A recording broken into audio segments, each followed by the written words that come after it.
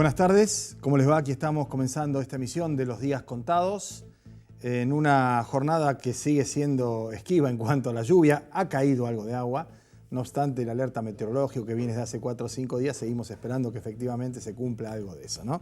Pero bueno, este es un pequeño detalle anecdótico, si se quiere, para, entre otras cosas, ratificar la condición de programa en vivo que hacemos cada tarde y que estamos ya promediando el número 100. El lunes, cuando nos volvamos a encontrar, estaremos ya con algunas novedades, que es, entre otras cosas, el programa número 100 de esta temporada de Los Días Contados. Antes de ir a la entrevista que vamos a tener hoy y que les recomiendo se queden, en realidad siempre les recomendamos que se queden, pero hoy especialmente, porque salimos de una temática, si se quiere, no sé si coyuntural, pero sí habitual, que es el reportaje a candidatos, a funcionarios, con temas del día, que ya vamos a abordar, por lo menos en un par de consideraciones, y vamos a charlar con Martín Sivak, que es colega, periodista, pero me parece que ya es escritor más que periodista, y esto al contrario es una suerte de recategorización, ¿no? Porque ustedes van a decir, si no, Feldman cada vez que aparece algún libro de un periodista recomienda que lean literatura. Bueno, en el caso de Sivak es literatura. Yo tengo muy buenos amigos y algunos que no son tan buenos, pero que fueron amigos, que escriben y que tienen ese berretín, ¿no? Que es salir de la crónica periodística y entrar a un terreno bastante más complejo, que es el de la obra literaria.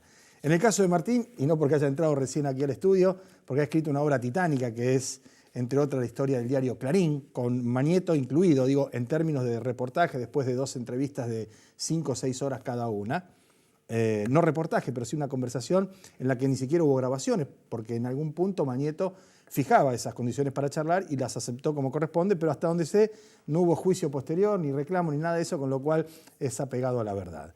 Pero esto es otra cosa, ¿eh? Ya lo muestro acá, Víctor, si querés. Esto es una obra literaria y pronto será seguramente un guión cinematográfico, y eso también se lo vamos a preguntar al autor, porque más de una vez es un halago, en tanto y en cuanto la película respete al libro. Ergo, El nombre de la rosa, de Umberto Eco. No estoy diciendo que esto sea eso, ni mucho menos, pero sí digo que es un libro que vale la pena leer, que se presenta hoy en Rosario, después nos van a decir con precisión dónde y a qué hora, y que habla no solo de la historia del papá de Martín Sivak, sino o del episodio trágico que en alguna medida sintetiza un editor que decide poner en una línea un título, que es el suicidio de Sivak, pero es la historia de una familia, de un país, de unos comportamientos. Hay mucho que nos acerca en términos futboleros, gran hincha del rojo, él y su papá. Lamentablemente creo que los chicos no. Bueno, pero esto es algo que no ha podido solucionar. En mi casa yo sí, pero mi hermano, por lo menos uno de ellos no.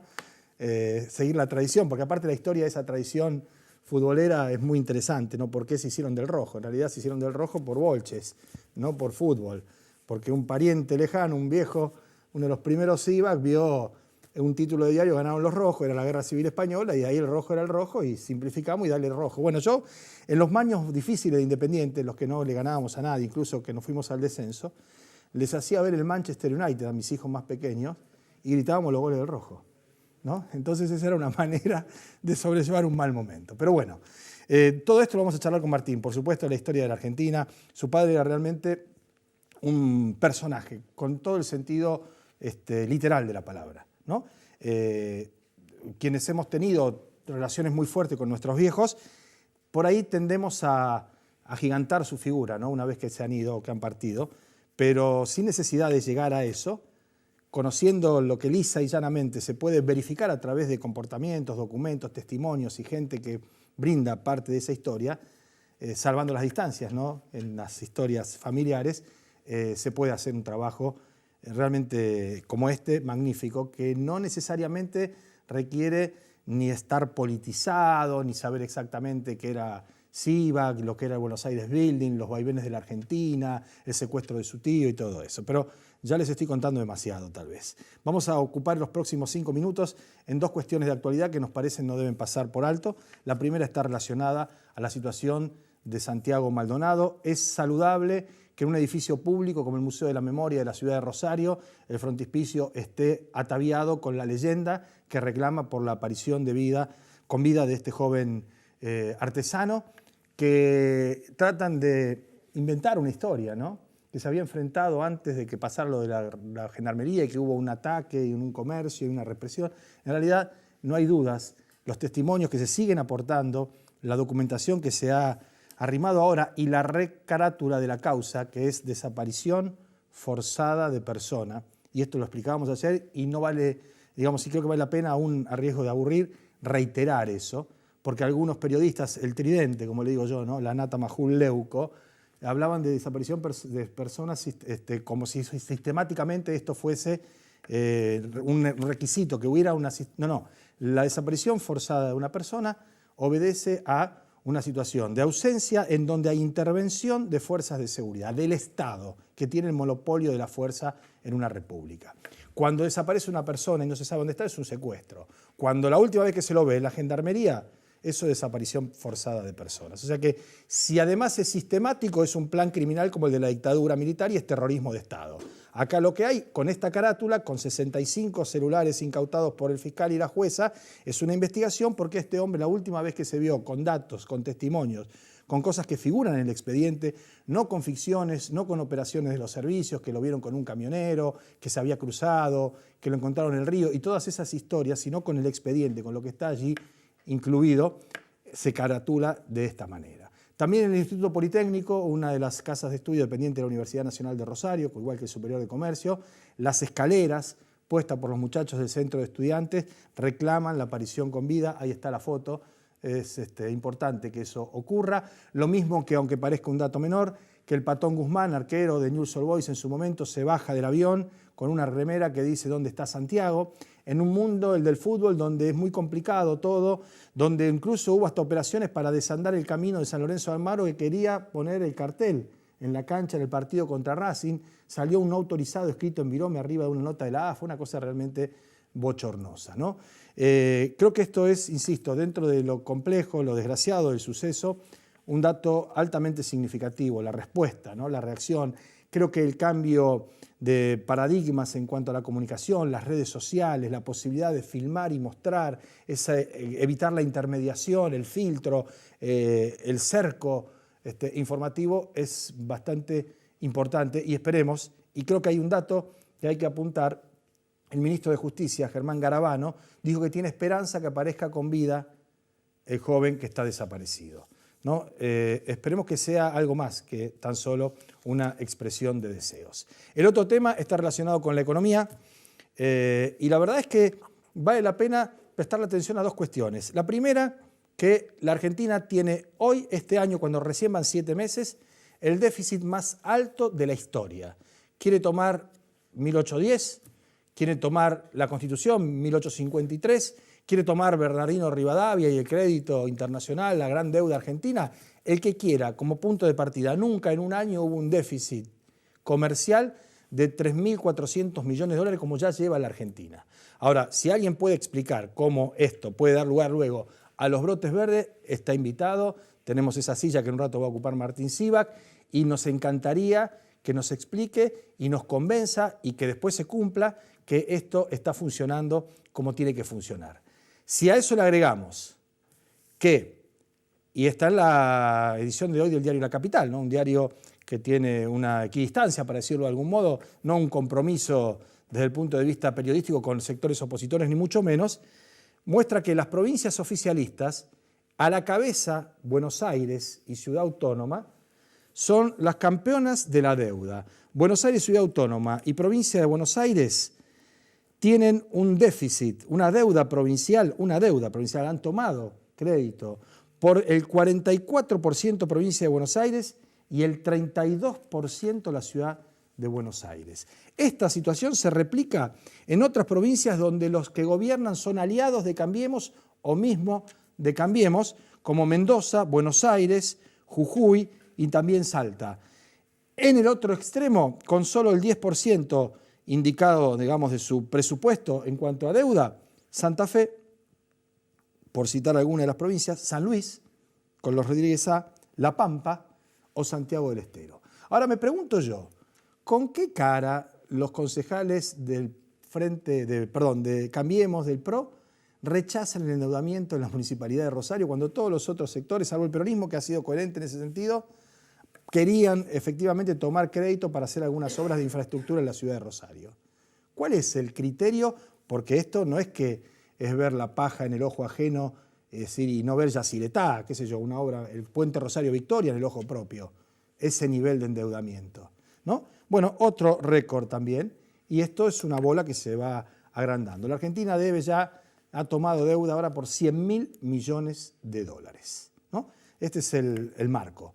Hay elecciones en octubre, está el teorema de Aranguren, que dijo en su momento, hace 3 o 4 meses, que si es verdad que las cosas son despiadadas, que los tarifazos son tarifazos, que la política es mala, vamos a ver cómo nos va en las urnas. Hasta ahora con un 33-34%, que es la suma de Cambiemos en todo el país, 1 de cada 3 votando al gobierno, el gobierno está satisfecho. Veremos qué ocurre en octubre cuando se jueguen por los puntos, cuando sea la elección realmente valedera. En ese sentido, sobre el cierre del programa, ya en el último bloque, antes de la despedida, le vamos a contar algunas novedades en torno al tema de tarifas en la provincia de Santa Fe, porque después del reportaje de ayer con el diputado Rubén Giustiniani, parece que en el gobierno provincial recapitularon y si la verdad quieren marcar diferencias, más allá de su antikirchnerismo, con el gobierno de Cambiemos, un gobierno socialista, cuando le mandan un aumento del 17% en la tarifa de la luz, si tiene espalda, si tiene resto, y lo tiene, porque la luz aumentó más que cualquier otra cosa, que la inflación, que las paritarias, que los bienes de consumo, lo asimila y no se lo traslada a los consumidores, a los usuarios o a los clientes. ¿Qué quiero decir? El socialismo, el progresismo, se puede declamar, pero es mucho mejor si se lleva adelante. Uno se da cuenta si hay o no un compromiso con el Estado, si la asignación presupuestaria es del 4% como en Ciudad de Buenos Aires en salud o el del 12% como es en Santa Fe. ¿Se entiende esto? Lo mismo ocurre con las tarifas. De eso hablamos más tarde, nos vamos a la pausa, cuando volvamos charlamos con Martín Sivak. Ya venimos. Bueno, muy bien, estábamos charlando con Martín, entre otras cosas, de Página, donde ha trabajado en su momento también, cuando oficiaba, y digo oficio, ¿no? Y oficiaba de periodista, porque sin dejar de serlo, y lo que decía yo era realmente un halago, espero lo tomes así, estás escribiendo cuál escritor, más que cuál periodista. Si es que existe esa diferencia, por lo menos en mi precaria interpretación de la literatura y del periodismo, sí, creo que sí. Bueno, yo te agradezco por el comentario. Yo, aunque suene falsa modestia, yo escribo lo que puedo escribir y ahí va, ¿no? Es como... y este libro fue especialmente difícil de escribir. Sí, me imagino, ¿no?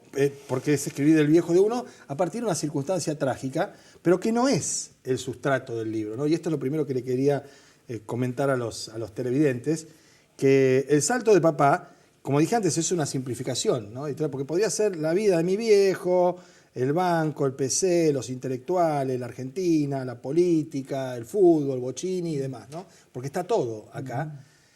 Y lo transforma efectivamente en un personaje de película, que es una simplificación también la que hago yo, también cual editor, pero es un personaje de película porque es una vida de película, Martín. Sí, papá tuvo muchas vidas, ¿no? El otro día La Nación usó el título Un banquero comunista, creo que fue mucho más que un banquero comunista. Claro. Qué raro. Sí. No, pero lo dije yo, como es una... Sí, otra simplificación, claro. Papá fue, sí, presidente del Centro de Estudiantes, fue militante comunista, fue miembro de la FAL, fue preso político, fue exiliado, pero nunca se desligó de la empresa familiar, que también nació gracias a fondos secretos del Partido Comunista. Claro, era el oro de Moscú, que en los 80, hasta la caída del muro de Berlín, se canalizaba de diferentes maneras. Y era un abuelo tuyo el que había arrancado con la empresa. Samuel Sivak, el papá de mi papá. Y bueno, y mi papá hereda esa empresa después del secuestro y asesinato de su hermano y queda a cargo en una situación de mucha fragilidad, porque obviamente que el secuestro y el asesinato de mi tío fue muy desgarrador para mi papá, para todos nosotros, y la empresa quedó en muy mala situación. Y bueno, en los últimos años de mi papá se convirtió en algo que él no quería hacer, que no tenía vocación, que es ser empresario. A él le interesaba el poder, la influencia, pero no la acumulación de dinero. Sí.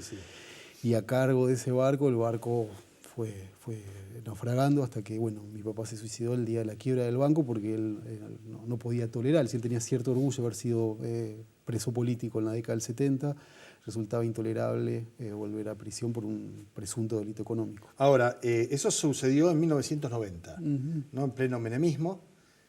Hay referencias muy claras y precisas, nombre y apellido, Cavallo, Manzano, etcétera, con un nivel de protagonismo en esa historia que hizo que en un momento determinado, precisamente ese día, tu viejo se subiera al balcón de la calle Posadas, un edificio frente al Hyatt, digo por el que conoce Buenos Aires dónde es, un lugar muy céntrico, muy bien. El relato de esa escena es realmente tremendo, la descripción, ¿no? Con los detalles y demás, los títulos de los diarios, la recreación de la época. y decidiera terminar con su vida. Antes trató de hablar con vos y con tu hermano, Gabriel, por teléfono, no había celulares, no era tan frecuente. Es inevitable que hablemos de esto, ¿no? Y me imagino que si te emociona también es parte de esta cosa que estamos charlando, ¿no? Pero tenía nada más que 48 años, vos tenías 15, y quedaba atrás, digamos, una vida con un vértigo, ¿no? Porque yo leo los nombres propios, y si hubieras hecho, ¿cómo se llama eso que pone los nombres? Índice onomástico. El índice onomástico. Y está Atahualpa Yupanqui, Daniel Biglietti, Bernardo Grinspoon, Ricardo Bocchini, realmente, Mario Benedetti, que iban a tu casa, ¿no? Y que charlaban y que paraban ahí, porque como buen bolchevique, para decirlo de algún modo, tenía una formación cultural y había un entorno, una sobremesa alosiva debe haber sido bárbaro, ¿no? Lo digo en serio. Como alguna vez uno se jacta de la sobremesa de mi viejo. Que sí, yo me acuerdo de un asado en mi casa, Hellman, Bayer, García Lupo, mi papá, Richardino, estaba infiltrado igual que yo. Pero decir, y ahí está todo, es hasta casi discepoleana la historia, ¿no? Sí, a papá le gustaba combinar esos dos mundos. Él pensaba que podía por una puerta entrar General Lanusse y por otra puerta entrar Daniel Biglietti. Papá había sido preso de Lanusse y Lanusse todos los sábados del 84 venía con un asado a casa. Yo hasta el libro pensé, porque mi papá estaba escribiendo con León Pomelo un libro sobre el ejército argentino, y cuando para este libro pregunté a León, ¿tenés un capítulo del libro? Le dijo, ¿qué libro? Eran reuniones políticas. Claro. Papá creía que había que tener algún tipo de entendimiento con sectores de las Fuerzas Armadas. De modo que entroncaba todo y todo era más o menos posible, y papá creía que podía tener esos vínculos tan distintos, como claro. marcás. Y que dejaba las reuniones de directorio de Buenos Aires Village y se iba a tomar clase de marxismo-leninismo, o de marxismo, no sé si leninismo, pero con dos maestros, uno de ellos Rosichner, ¿no? Sí. Que en paz descanse y que no vio lo que está haciendo su hijo, ¿no? Si no, me parece que otra vez también, pero bueno. Y combinaba eso. Sí, incluso hasta el exilio, que es en Punta del Este, cuando todos iban a México, o se iban al norte, donde se podía, la vio que se podía exiliar a media hora de avión. Sí, el exilio fue, digamos, mi papá, su mejor amigo está desaparecido. Cuando él se enteró de la desaparición de su mejor amigo, nos escapamos yo tenía 9 meses, no sé si yo me escapé, se escapó él conmigo en el... y bueno, y sí, Punta del Este no había filas de ACNUR, ¿no? Era como un lugar, y también él se dedicó ahí a la compra y venta de propiedades. Y también fue un exilio raro, porque al principio no podía volver por la desaparición del mejor amigo, pero después a partir del 80 empezó a venir cada tanto. De modo que siempre había una cierta ambigüedad, la condición rara de exiliado, pero al mismo tiempo vuelve cada tanto al lugar que supuestamente no puede entrar. Era, más allá de su formación académica y de la cultura general, era un intuitivo, ¿no? Sí. Porque además yo he leído que entre las cosas que se le ocurría hacer cuando tenía el manejo de esos fondos, eran inversiones como llevar Pampernick, que es un precedente de la fast food que tenemos acá, McDonald's, Burger King y demás, a los bloques del Este. Sí. O importar tecnología y lo que sería el know-how sería de una operación para los ojos, de Rusia también, ¿no? Sí, él, digamos, como todas las cosas estaban atravesadas por la política, él creía que con su empresa tenía que tener relaciones con el bloque soviético y tenía que traer esos conocimientos, como puede ser la operación contra el astigmatismo, o llevar Pampernick a Polonia con la idea que era la manera de bloquear la entrada de McDonald's y Burger King. Él también quería hacer un negocio. Sí. Y de hecho una cosa que también era muy propio, ahora la generación de mis amigos que son padres, nosotros descendemos al mundo de los niños y en el caso de mi infancia era al contrario, nosotros estamos todo el tiempo en el mundo de los adultos. Entonces, claro. Papá nos llevó, cuando le dijimos que eran feas las hamburguesas de Pampernick, fuimos a un Pampernick con él y con mi hermano, y fue una especie de reunión de directorio para decidir qué hacemos con esto, el producto. Y nos dijo que eran feas. Claro, igual hizo. Así que hay una cosa de aventura, como a un niño que le cuentan historias de aventura, y nosotros participábamos en lo que podías. Y a él le gustaba, con también esos personajes públicos que pasaban por casa, a papá le gustaba que nosotros, no sé, venía el jefe de la policía o venía el ministro del Interior, nosotros teníamos que saludarlo, estar, escuchar, comentar. Hay una anécdota también, una parte de la historia, ¿no? Cuando se hablaba en el Congreso y Trócoli fue a dar una interpelación, ¿no? Y tu viejo le grita desde el palco, está mintiendo, ¿no? Sí, eso fue como un momento así muy dramático del caso, porque el gobierno radical tenía serios problemas para, digamos, dar explicaciones a las demoras en la investigación del secuestro de mi tío. Y ahí mi papá, en medio de la interpelación, se paró y gritó: no mienta, deje jugar con la vida de mi hermano. Ahí se suspendió, Trócoli renunció y el ministro de Defensa renunció en los próximos días. Claro, yo me encontré con mi papá a la mañana siguiente, yo me levantaba a las 7 de la mañana para ir a la escuela, y él todavía no había dormido. Me dijo, anoche hice una travesura, pero solo una travesura, como también para restarle un poco la carga dramática, porque esta historia puede sonar dramática, pero nosotros nos reíamos mucho, nos divertíamos mucho, la pasamos bien, ¿no? Digamos, yo no quise acá contar el gran melodrama familiar. No es catártico tampoco el libro, supongo que eso te habrá llevado primero un tiempo de análisis largo, después la famosa carta, famosa digo porque eso es lo que da punto de partida al libro, que es vos 10 años, 11 años después de la muerte de tu viejo, el mismo día, escribís una carta, que no sé si era un mail por la época, a tu principal amigo contándole lo que vos necesitabas contar sobre tu viejo, ¿no? Exacto, sí, que fue una cosa, viste, de la amistad pura, o sea, mis amigos que no habían, a los vecinos, a ver quién fue mi papá. Ahí trabajamos en una revista de La Nata y cerraba los miércoles, y el jueves 5 de diciembre yo quería... ¿Era cerrar 23 eso? Era 23, claro. Yo de acá mandaba. Como digo yo, Darth Vader, que era el mejor guerrero, y se pasó a lo oscuro. Pero bueno, no te quiero complicar tampoco. Ahora, así como decía lo de la... Bueno, Greenspoon era muy amigo también del viejo. Greenspoon era... que fue el último ministro potente, digamos, sí, ¿no? Greenspoon era un marginal, bueno, era un tipo que se plantó frente a los acreedores externos. Sí, una suerte de Helvar radical. Radical. Y bueno, y Bernardo después de eso pasó a ser asesor del banco. Iba todos los días al banco y íbamos a la cancha, ¿no? Porque también era el rojo. Era muy hincha Independiente, me acuerdo de una escena muy, muy hermosa. ¿Te acordás del campeonato del 89 que Independiente le ganó a Boca y tuvo esos últimos 10 partidos con Rellardo muy bien? Sí, que había venido Newell. Había venido Newell y llegamos a Córdoba 1 hora tarde porque fuimos en una avioneta que consiguió Greenspoon y no sé por qué llegamos al segundo tiempo. Y a la salida del estadio pasó un hincha de instituto, lo miró a Bernardo y le dijo, usted ya se le sacaba, porque estaba a los meses finales de gobierno Alfonsín. Y Bernardo, que medía 1,60 m, el otro tipo le sacaba 2 cabezas, se sacó los lentes, se los dio a mi papá y le dijo, a ver, decime, y lo quiso boxear. El honor de un radical herido. O sea, me pareció un gran gesto de... Me puede decir cualquier cosa. No era por el partido, además. Era por eso nomás. Ahora, ese es otro capítulo extraordinario, ¿no? Cuando aparece Bocchini también, en la vida familiar. Sí, fue mi primer muñeco. O sea, mi primer muñeco era Bocchini. Y Bocchini, aparte, era como cliente del banco. Papá lo asesoraba. Supongo que no habrá sido una buena asesoría, pero bueno, era... no quiero responsabilizar a tu hijo, pero Bocha no está muy bien ahora, está ahí peleándola, ¿no? Vos sabés que cada vez que venía a jugar a Independiente acá a Rosario, yo iban al Hotel República, y así como vos grabaste 6 horas, que no pudiste grabar con Mañeto y charlar, yo tengo que tener grabadas 4 o 5 horas de charla con Bocchini. De hincha de Independiente, periodista muy joven todavía, y lo tengo grabado el Bocha. Sí, ¿no? El Bocha es un personaje extraordinario, porque no sobra ninguna palabra. O sea, todo lo importante lo dice. Sí. Y para mí fue una figura así legendaria de mi infancia. Lo que más hablaba mi papá. Vamos a decir, ¿cuál es la persona sobre la que más hablamos con mi papá? De lejos, de Bocchini. O sea, ¿viste? Tenés ese recuerdo. Porque además tenían ese rato de exclusivo familiar de fútbol, que los igualaba, porque eso es una cosa extraordinaria que tiene el fútbol, a pesar de todo, ¿no? De los dirigentes, de los negocios y todo eso. Iguala, ahí todos iguales. Todos, ¿no? Ahí se puede ser irracional, se puede ser indiscreto y así era un punto de fuga. Los últimos años de mi papá fueron meses muy, muy duros y de hecho los meses finales de mi papá dejó de ir a la cancha porque su gran miedo era que lo detuvieran en la cancha. Entonces cuando mi papá se retiró, digamos, dejó de ser padre esos meses finales. Contás en el libro que durante un tiempo usaste la pilcha de tu viejo. Sí. Y que andabas en la época dark, negro y gris y oscuros azules. Sí, al principio fue muy, muy difícil todo. A Paul Auster le pasó con las corbatas, su padre. Tal cual.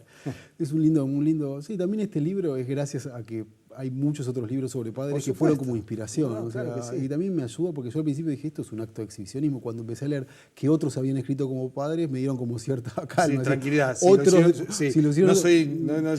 es todo mío. Y no es obviamente ni cobrarme con Roth, ni con Auster, ni con todo, pero bueno, es como un subgénero en el que yo dije, bueno, acá se puede escribir. Bien. ¿Tiene un epílogo el libro? Sí, el libro es paralelo a una pelea que yo tuve con mi hermano con el Jardín de Paz, que es donde mi papá está enterrado. Sí, con la carta. Tremenda. Fue una forma de terminar. Yo el libro me resultó, perdón por repetirlo, me resultó muy difícil, muy doloroso y me reí mucho también escribiéndolo, pero hubo momentos de mucho que no podía más. Que ya estaba asfixiante. Y bueno, y al final en una epifanía una abogada me dijo, ¿y si lo dejas ahí? Y si no pedís más la exhumación y si queda ahí, y ahí fue como la gran excusa para descargar toda la bronca. Es un libro también que tiene grandes broncas, no solamente con Jardín de Paz, pero bueno, el final es esa gran descarga con un cementerio, que pelearse con un cementerio es casi absurdo. Que seguramente no me estaba peleando con el cementerio, pero en el libro queda como estoy peleando con el cementerio. Bien, esta es una pregunta casi de del living de la señora, ¿no? Pero bueno, la voy a hacer. Si estuviera tu viejo ahora, ¿qué le reprocharía? Le diría, viejo, ¿qué mierda hiciste? ¿O por qué? ¿O cómo? Es decir, por todo lo que supone una situación de esas características, ¿no? Sabes que no sabría qué decirle. Claro. Tomo dos tal vez. Martín, gracias por venir. A ustedes acá, solito yo, sí señores. Se presenta hoy a las 7 de la tarde. 7 de la tarde en Homo Sapiens. Tenemos el libro para mostrarlo en tapa ahí si quieren. El salto de papá, Martín Sivak, en la librería de nuestro amigo Perico. Otro que conmigo, lo vamos a confesar esto, con Leuco, en la foto, Leuco también, con Aliberti, con Tarragorros, con León Gieco, con Juan Baglietto viajamos al Festival Mundial de Juventudes Políticas en 1985. Y era el oro de Moscú. ¿Es así? Ni más ni menos. Bueno, Perico era el presidente del Centro de Estudiantes de Humanidades y Arte aquí en Rosario, tenía 20 años Perico, era el único presidente del Centro de Estudiantes del Partido Comunista de toda la Argentina.